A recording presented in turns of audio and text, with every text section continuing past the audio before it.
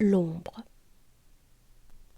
Mais à peine le mendiant volontaire s'était-il sauvé que Zarathustra, étant de nouveau seul avec lui-même, entendit derrière lui une voix nouvelle qui criait « Arrête-toi, Zarathustra! Attends-moi donc! C'est moi, ô Zarathustra! Moi, ton ombre! » Mais Zarathustra n'attendit pas, car un soudain dépit s'empara de lui à cause de la grande foule qui se pressait dans ces montagnes. « Où s'en est allée ma solitude ?» dit-il. « C'en est vraiment de trop. Ces montagnes fourmillent de gens, mon royaume n'est plus de ce monde. J'ai besoin de montagnes nouvelles. Mon ombre m'appelle. Qu'importe mon ombre, qu'elle court après, moi je me sauve d'elle. » Ainsi parlait Zarathustra à son cœur en se sauvant. Mais celui qui était derrière lui le suivait, en sorte qu'ils étaient trois à courir l'un derrière l'autre. D'abord le mendiant volontaire, puis Zarathustra, et en troisième et dernier lieu, son ombre. Mais il ne courait pas encore longtemps de la sorte que déjà Zarathustra prenait conscience de sa folie, et d'un seul coup secouait loin de lui tout son dépit et tout son dégoût. « Eh quoi ?» s'écria-t-il. « Les choses les plus étranges n'arrivèrent-elles pas de tout temps chez nous, autres vieux saints et solitaires ? En vérité, ma folie a grandi dans les montagnes. Voici que j'entends sonner les unes derrière les autres, six vieilles jambes de fou. Mais Zarathustra a-t-il le droit d'avoir peur d'une ombre ? Aussi bien je finis par croire qu'elle a de plus longues jambes que moi. » Ainsi parlait Zarathustra, riant des yeux et des entrailles. Il s'arrêta et se retourna brusquement. Et voici, il faillit ainsi jeter à terre son ombre qui le poursuivait, tant elle le serrait de près et tant elle était faible, car lorsqu'il l'examina des yeux, il s'effraya comme devant l'apparition soudaine d'un fantôme, tant celle qui était à ses trousses était maigre, noirâtre et usée, tant elle avait l'air d'avoir fait son temps.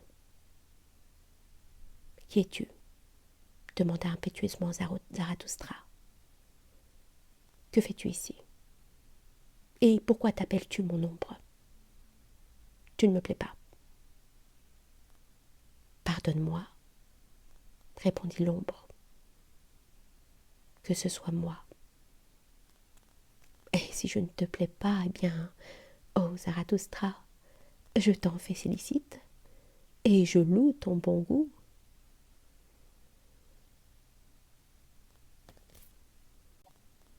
Je suis un voyageur, depuis longtemps déjà attaché à tes talons, toujours en route, mais sans but, et aussi sans demeure, en sorte qu'il ne me manque que peu de choses pour être l'éternel juif errant, si ce n'est que je ne suis ni juif, ni éternel.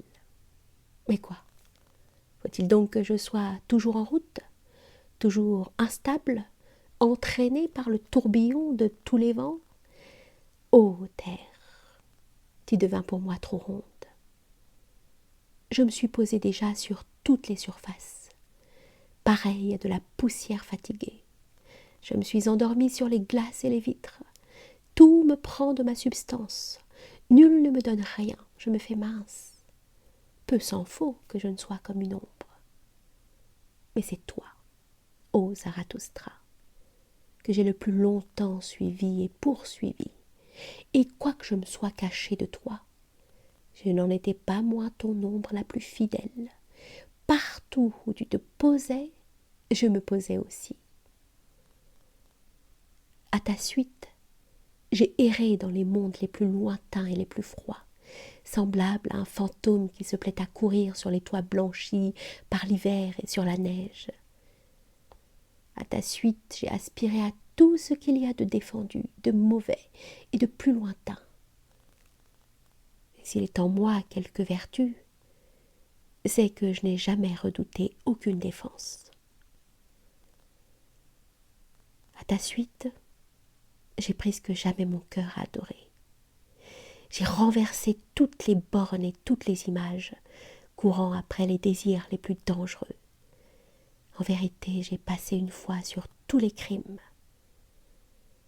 À ta suite, j'ai perdu la foi en les mots, les valeurs consacrées et les grands noms.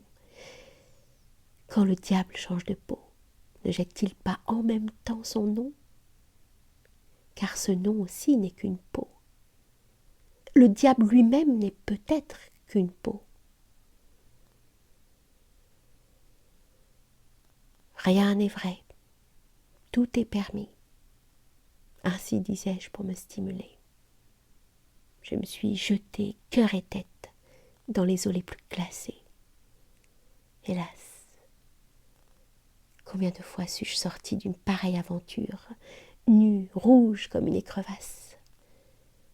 Hélas, qu'ai-je fait de toute bonté, de toute pudeur et de toute foi en les bons?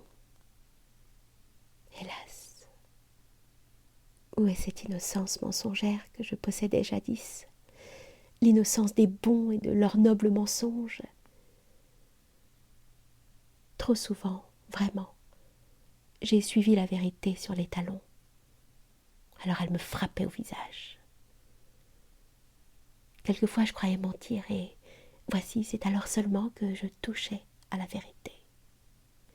Trop de choses sont à présent claires pour moi. C'est pourquoi rien ne m'est plus. Rien ne vit plus de ce que j'aime. Comment saurais-je m'aimer encore moi-même?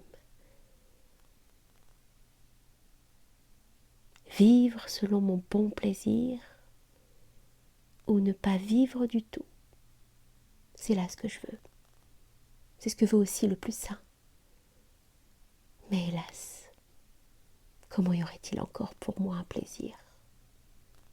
Y a-t-il encore pour moi un but, un port où s'élance ma voile, un bon vent? Hélas, celui-là seul qui sait où il va, sait aussi quel est pour lui le bon vent, le vent propice. Que m'est-il resté? Un cœur fatigué et impudent, une volonté instable, des ailes bonnes pour volter, une épine dorsale brisée, cette recherche de ma demeure. Ô Zarathustra, le sais-tu bien, cette recherche a été ma cruelle épreuve. Elle me dévore. Où est ma demeure? C'est elle que je demande, que je cherche, que j'ai cherchée, elle que je n'ai pas trouvée. Ô Éternel partout, ô Éternel nulle part, ô Éternel, en vain. Ainsi parlait l'ombre, et le visage de Zarathustra s'allongeait à ces paroles. Tu es mon ombre, dit-il enfin avec tristesse. Ce n'est pas un mince péril que tu cours, esprit libre et voyageur. Tu as un mauvais jour. Prends garde à ce qu'il ne soit pas suivi d'un plus mauvais soir. Des vagabonds comme toi finissent par se sentir bienheureux, même dans une prison. As-tu jamais vu comment dorment les criminels en prison? Ils dorment en paix, ils jouissent de leur sécurité nouvelle. Garde-toi qu'une foi étroite ne finisse par s'emparer de toi, une illusion dure et sévère. Car désormais tu es séduit et tenté par tout ce qui est étroit et solide.